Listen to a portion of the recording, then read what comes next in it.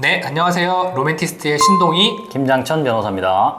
오늘은 요즘 인터넷상으로 상담하시는 분들이 많은데 네. 온라인 상담 중에 굉장히 많은 비율을 차지하고 있는 통매음, 맞습니다. 통신매체 이용 음란죄라고 그렇죠. 하죠. 통신매체 이용 음란죄에 관련된 이야기를 해보려고 합니다.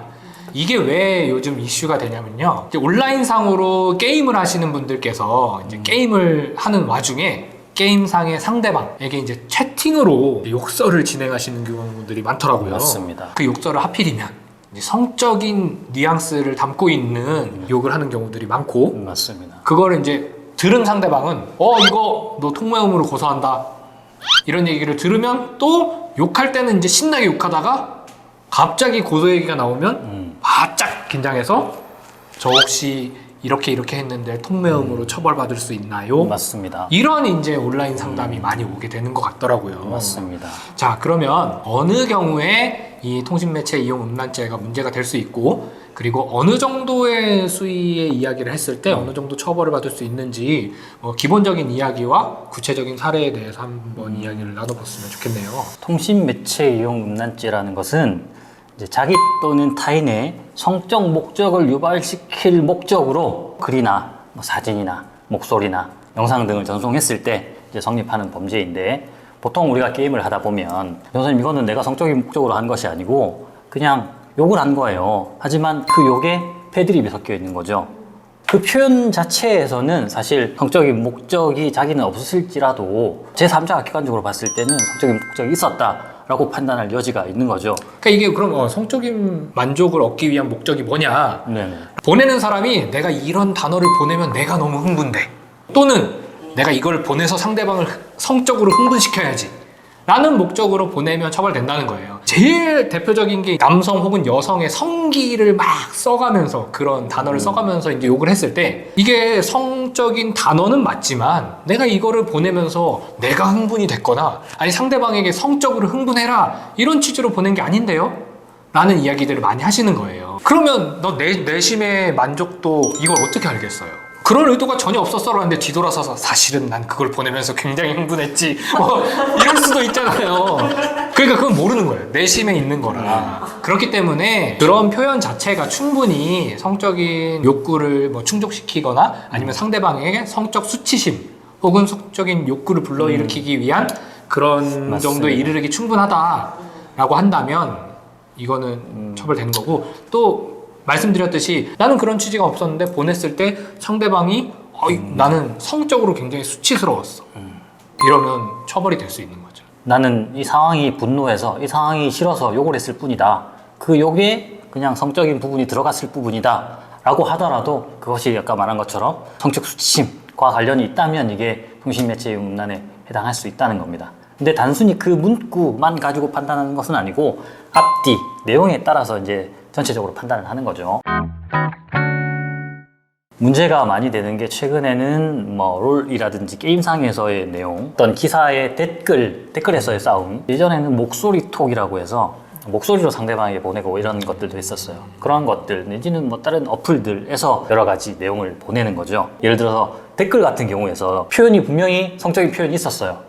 근데 이거는 정치를 얘기하면서 성적인 표현이 들어간 거예요. 그 단어 하나만. 그래서 상대방이 통매음으로 고소를 했는데 결국에는 이거에 대해서는 불송치가 나왔던 경험도 있습니다. 그래서 단순히 그 표현만으로 이거는 통매음이다 아니다라고 판단하는 것이 아니고 전반적인 대화 내용을 전부로 봐서 이 사람의 의도, 목적을 파악해야 된다 이렇게 생각하시면 돼요. 그러면 아무래도 좀 구체적인 사례를 들어서 네네네. 설명을 해주면. 제가 오늘 오전에도 상담을 했는데 어떤 대화를 하다가 어플에서 대화를 하다가 비읍, 지읍 빨고 싶어 라는 대화가 들어갔어요.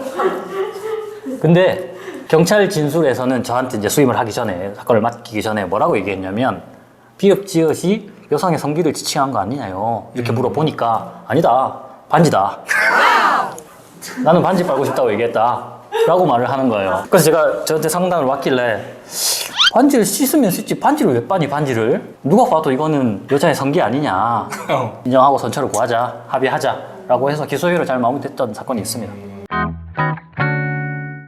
보통 이렇게 고소가 이루어지면 제일 먼저 이제 접근하는 경우가 이제 가해자 입장에서는 아 이걸로 처벌받기 싫은데 상대방에게 합의를 진행하면 좀 유리할까요? 라고 이렇게 이야기를 하더라고요. 네네네. 근데 보통 합의를 하는 경우가 많이 있죠?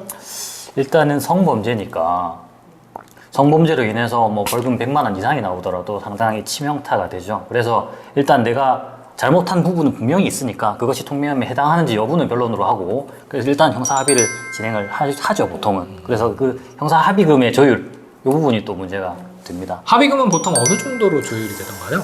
제가 진행해 본 경험에 의하면 보통 한 200만 원에서 한 500만 원 정도의 수준에서 합의가 되고요. 합의가 되면 기소유예 내지는 교육조건 무기소유예 정도의 선고가 되는 경우가 생각보다 많이 있습니다. 그리고 최근에는 통매염 헌터라고 해서 예를 들어서 게임을 하다 보면 여러 사람하고 상대를 하게 되잖아요. 그러면 그것들을 다 모아서 한꺼번에 막 대량 고소를 하는 경우도 있어요. 그러면 사실 이거는 고소하는 의도가 너무 좋지 않잖아요. 그래서 이 부분에 있어서 이거는 증거불충 무혐의다. 상대방이 유발했기 때문에.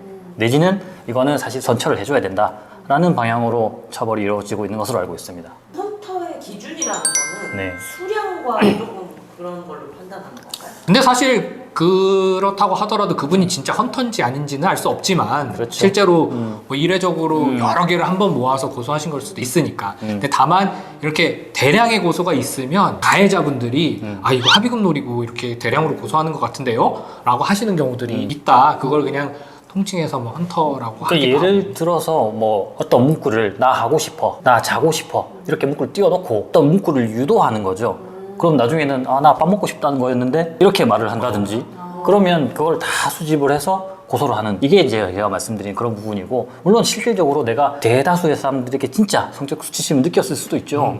진정한 피해자가 대량 고소하는 것은 뭐 헌터라고 당연한 볼 수 거죠. 없죠. 아, 그럼요. 예. 자 그러면 저희가 진행했던 사건들 중에 벌금형이 실제로 나왔던 네네. 것들을 살짝 소개를 한번 해드려 볼까요? 입에 담표 참 부끄럽고 민망한데 보통 하다 보면 패드립이나 아 성기가 들어가는 욕설들이 대부분 많아요. 맞아요.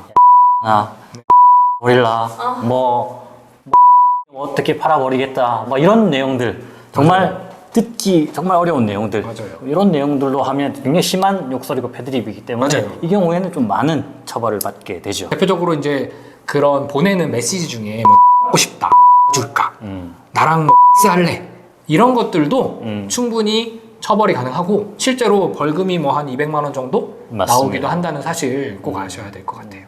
단순히 내가 특정이 되지 않았기 때문에 익명성을 바탕으로 해가지고 상대방에게 이런 욕설 등을 해하는 것은 반드시 지양되어야 되겠습니다. 절대 그런 거 보내지 마시고 조심하시기 바라겠습니다. 네.